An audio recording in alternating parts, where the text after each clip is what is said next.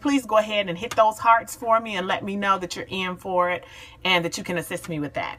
Also, please do feel free to share this out with other people. Thank you for those hearts. Please do feel free to share this out with other people. This is some great information to get started in a business and life really that you love. These are the tools that I have implemented over my life, and that is just allowing my business to combust. I am a mom practicing what it is that I preach. These are not just some textbook theories, but these are lived experiences that I want to share with you guys. So please do feel free to chime in with your questions. So we're going to get started today. My goal is to make this anywhere between 5 to 7 minutes, depending on your questions or anything it is that you may have for me, any comments that I can assist you on. But I want to make this with as much or as high content and as high value as possible. So let's go ahead and get started. So today I'm talking about the 2 things you must do to realize your goals in 2016. And the very first one that people really overlook oftentimes or don't give enough credit to, in my opinion, is the ability to, number one, learn how to let go. You have to learn how to let go, really, of almost everything that you thought that was everything that you used to think, and change your mind into doing everything that you need to do in order to realize your dream. So what is it that I mean by that? The things that you used to do and the things that you are holding on to has brought you to this point in your life. What you're trying to do now at this point is to go further. So you're going to have to learn how to let go of the things that no longer serve you and your new set of goals and agendas, and adopt what does serve you. And that's really going to take some courage. So letting go of old ideas that you used to have. Old ideas that you, number one, used to have of yourself. Some people didn't think that they were worthy of the goals that they had.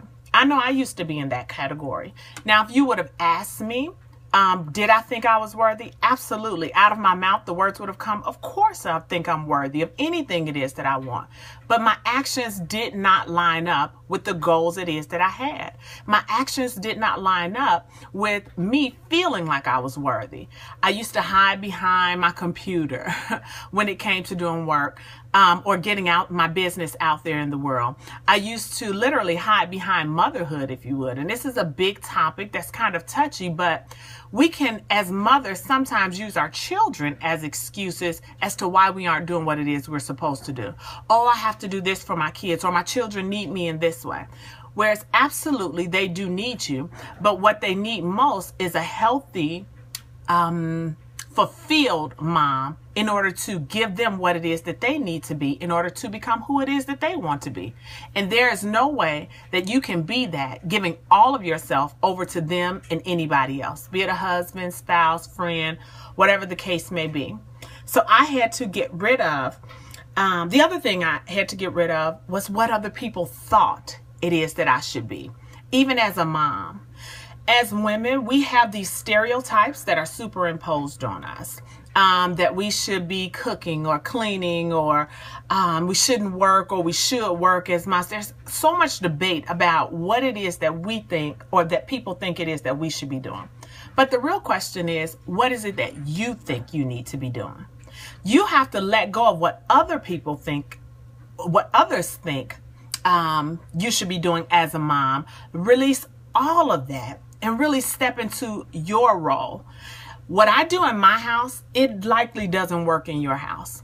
What your mom did for you growing up, no matter how great or how not great it was, it doesn't serve you in the same way it served her. That worked for her and her spouse, her and your dad, and to raise you in their home. Now you're an adult. You get to define what works for you and what doesn't. You can use those ideas as a catalyst, as a springboard, but you need to establish your own set of rules and ways that works for you.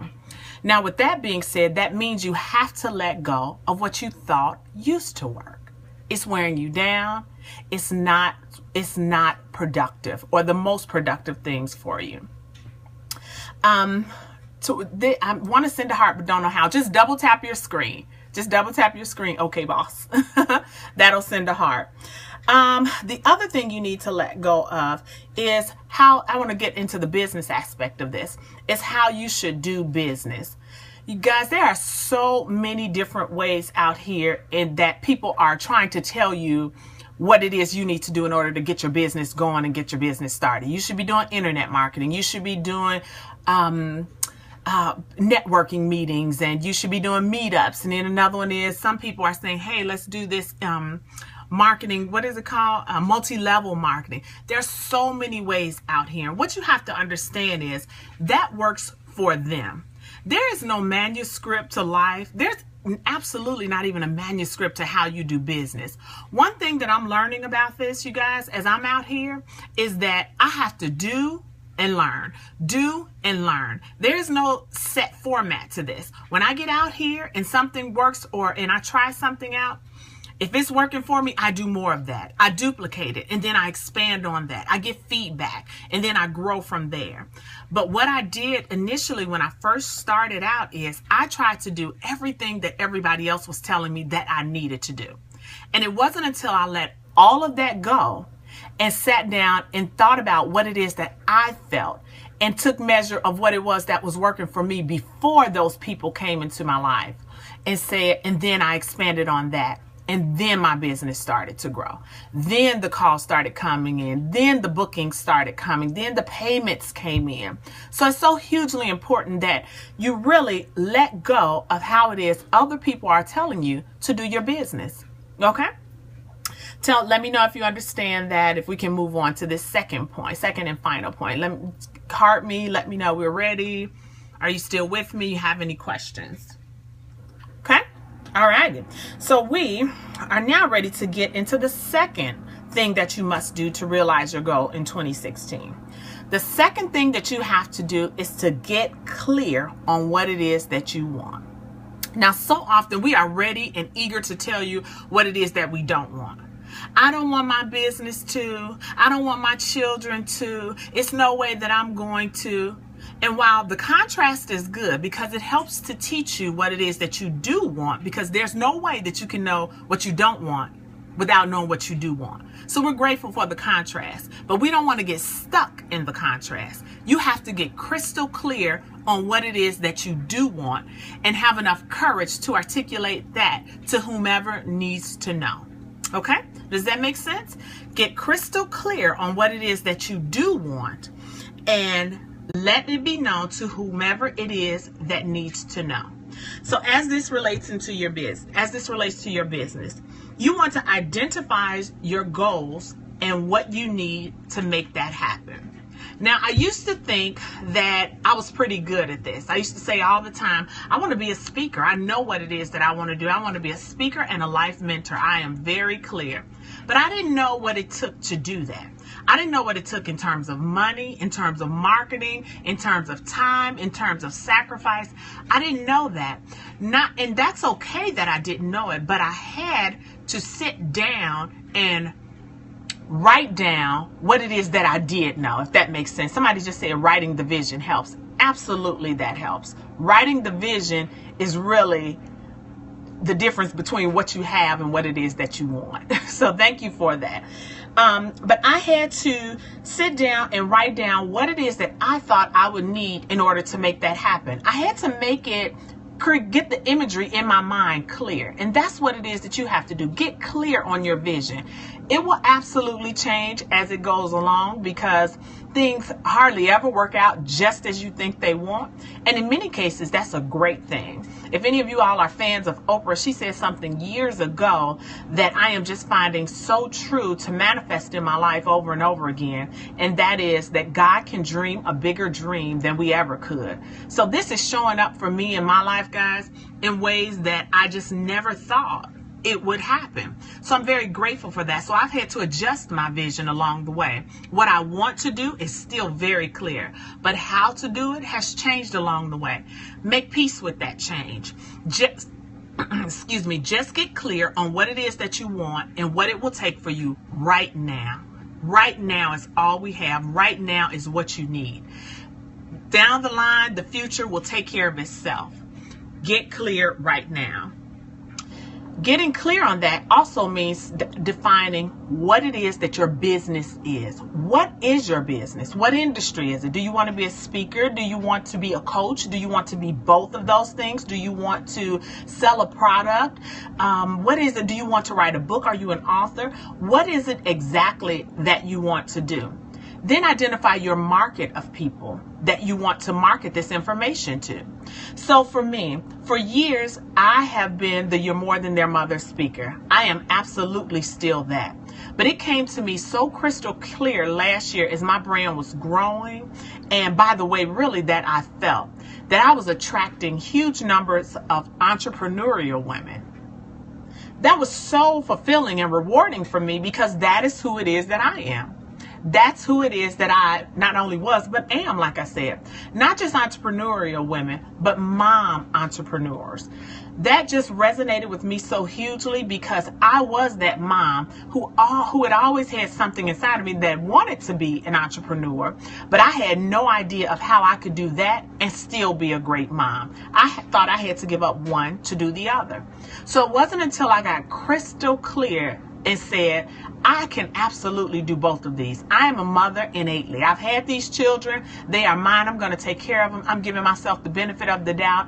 This I know I can do successfully. But the business side of it, I had to really get clear on and say, how is it that I want to serve the people that I want to serve? And so for last year, not only was my vision more clarified, I jumped into it this year. I am still the You're More Than Their Mother speaker who help moms reclaim and realign and rebalance their life. But now I am I am now more clearly defined, the You're More Than Their Mother speaker for entrepreneurial moms, helping them to reclaim, realign, and rebalance themselves. So with that being said, I've attracted even more people coming in. And I know it's right because it's really just a reflection or a broader picture of me. I am a mom who's an entrepreneur who wants to help other moms do the same things in their lives. So how can you get more clear on your vision for yourself? How can you get more clear on your business? How do you know? What is it that you need right now to get started? In as much as you know, stop and take inventory of that. Not only what is it that you need, but who is it that you need? You can't do this alone. I know you've heard that before, and I know that you know that theoretically, but I need you to understand that practically. Understand your resources around you. There are so many people who are rooting for you, so many people who are willing to help you, so many people who want you to succeed. Take advantage of that. Leverage that, because I know that you want the same things for them. So it will show up for you in a way that you can support them in just as much as they are supporting you. So not only do you want to figure out the things you need to move forward, figure out the people that you need to do this, to take the next step and go after it. The last thought about today I want to leave you with is this. While we're saying what it is, or letting go, let me back up. While we're doing our first point of letting go of what it is that we need to, and then number 2, of course, getting clear on what it is that you want. I want to make sure that you understand, or I want to make sure that you are asking or identifying what it is that you want, not what it is that you think you can have.